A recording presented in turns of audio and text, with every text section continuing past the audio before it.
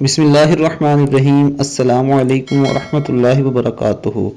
آج ہم آپ کی خدمت میں ایک بہت ہی پیاری حدیث لے کر آئے ہیں جس سے مصیبت آنے سے پہلے ہی ٹل جاتی ہے۔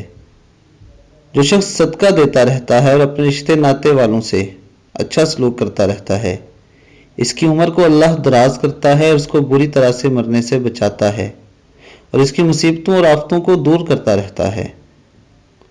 دوستو، صدقے کے بے حد فضائل ہیں۔ صدقہ انسان پر آنے والی بلاؤں کو ٹال دیتا ہے۔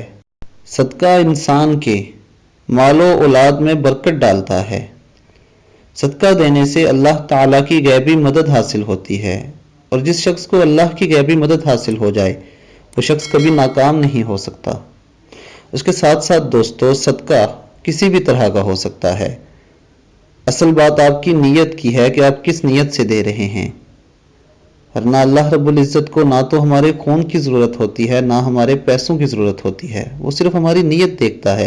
اس لیے میری آپ سب سے یہ گزارش ہے کہ آپ اپنے دن کا آغاز ہمیشہ صدقہ سے کریں، اور آپ سچے دل سے بے شک چھوٹی سی چھوٹی چیز ہی کیوں نہ دیں۔ اللہ کی راہ میں دیا ہوا صدقہ اللہ تعالیٰ آپ کو اس سے کئی گنا بڑھ کر لوٹائیں گے۔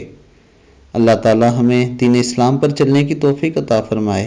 السلام علیکم ورحمۃ اللہ وبرکاتہ۔